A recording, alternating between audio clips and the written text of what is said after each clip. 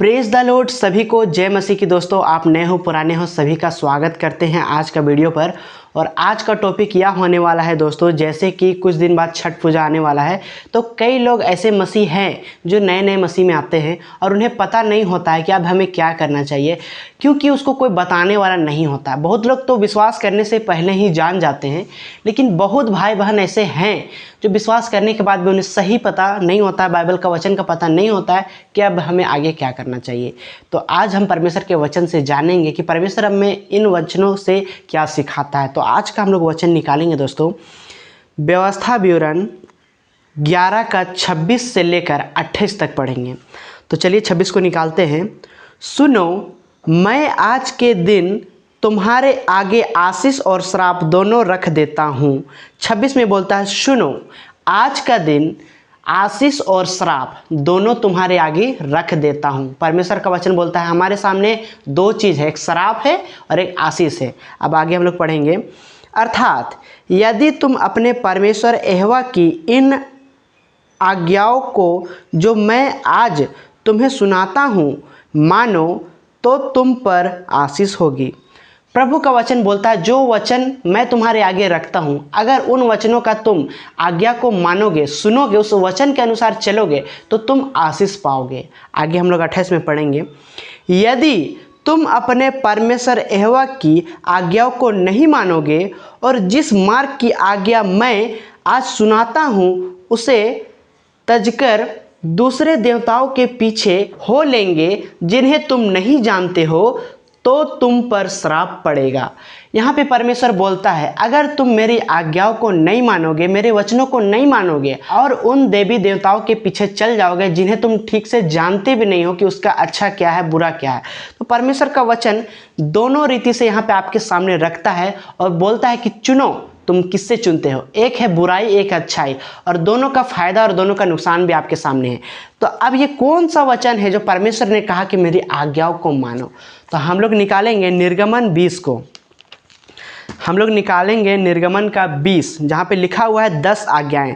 तब शुरू से लेकर हम लोग पढ़ेंगे। तब परमेश्वर ने ये सब वचन कहे, मैं तेरा परमेश्वर यहोवा हूँ जो तुझे दासताओं के घर अर्थात मिस्र देश से निकाल लाया हूँ। तू मुझे छोड़ दूसरे को ईश्वर करके नाम मानना। ये परमेश्वर की आज्ञा है दोस्तों। यहाँ पे परमेश्वर बोलता है तुम मुझे छोड़कर दूसरे को ईश्वर करके नहीं मान सकते हो और नाम मानना, ये परमेश्वर की आज्ञा है। तो अपने लिए कोई मूर्ति खोद कर ना बनाना, ना किसी की प्रतिमा बनाना जो आकाश में या पृथ्वी पर या पृथ्वी के जल में है। 5 में बोलता है तू उनको दंडवत ना करना और ना उनकी उपासना करना, क्योंकि मैं तेरा परमेश्वर यहोवा जलन रखने वाला परमेश्वर हूँ। और जो मुझसे बैर रखते हैं उनके बेटों, पोतों और परपोतों को भी पितरतों का दंड दिया करता हूँ। परमेश्वर यहाँ पे बोल रहा है मैं जलन रखने वाला परमेश्वर हूँ। अगर तुम मेरा विरोध करोगे, मेरे वचन का पालन नहीं करोगे, तो तुमको तो दंड मिलेगा ही मिलेगा, तेरे पोते को तो दंड मिलेगा ही मिलेगा, लेकिन तेरे पोते का पोते यानी पर पोतों को भी तेरा दंड मिलेगा, वो भी पितरतों का दंड और परमेश्वर की ओर से दंड मिलेगा। तो परमेश्वर का ये आज्ञा है। आप बोलोगे ये नया नियम में कहाँ पर लिखा हुआ है? बहुत लोगों का माइंड में ये चलता है, ये भाई तो तुम पुराना नियम को बता रहे हो, जरा यही वचन को नया नियम में बताओ। तो चलिए कोई बात नहीं, हम लोग निकालेंगे। लूका 18 का 18 से हम लोग पढ़ेंगे और हम लोग ठीक से समझेंगे आज का वीडियो में। किसी सरदार ने उससे पूछा, हे उत्तम गुरु, अनंत जीवन का अधिकारी होने के लिए मैं क्या करूं? कोई सरदार था, सरदार एक धनी व्यक्ति था दोस्तों, और धनी व्यक्ति यीशु के पास जाके पूछता है, हे उत्तम गुरु, मुझे जीवन में प्रवेश करने के लिए मुझे क्या करना चाहिए, मतलब स्वर्ग में जाने के लिए मुझे क्या करना चाहिए? यीशु ने उनसे कहा, तू मुझे उत्तम क्यों कहता है? कोई उत्तम नहीं, केवल एक अर्थात परमेश्वर। यीशु मसीह बोलता है तुम मुझे उत्तम क्यों कहते हो? देखिए यीशु मसीह उत्तम है और उत्तम था और उत्तम रहेगा, लेकिन यीशु मसीह ने फिर भी अपने आप को छोटा कहा और कहा कि कोई उत्तम नहीं है, सिर्फ और सिर्फ परमेश्वर है। लेकिन वो परमेश्वर ही था, लेकिन अपने आप को छोटा किया और कहा मैं भी उत्तम नहीं हूँ, क्योंकि परमेश्वर उत्तम है। और आगे हम लोग पढ़ेंगे। तो आज्ञाओं को तो जानता है, व्यभिचार न करना, हत्या न करना और चोरी न करना और झूठी गवाही न देना, अपने पिता और अपनी माता का आदर करना, अगर दोस्तों आप लोग निर्गमन का 20 अध्याय 1 से लेकर 17 तक पढ़िएगा ना, तो यहाँ पे यही वचन लिखा हुआ जो यीशु ने कहा कि तुमको आज्ञा मानना चाहिए, है ना। तो दोस्तों आज का वीडियो में मैं क्या कहना चाह रहा हूँ आप लोगों को मैं बताता हूँ। जैसे कि दोस्तों वहाँ पे परमेश्वर ने कहा कि तुम मुझे छोड़ दूसरे को ईश्वर करके ना मानना।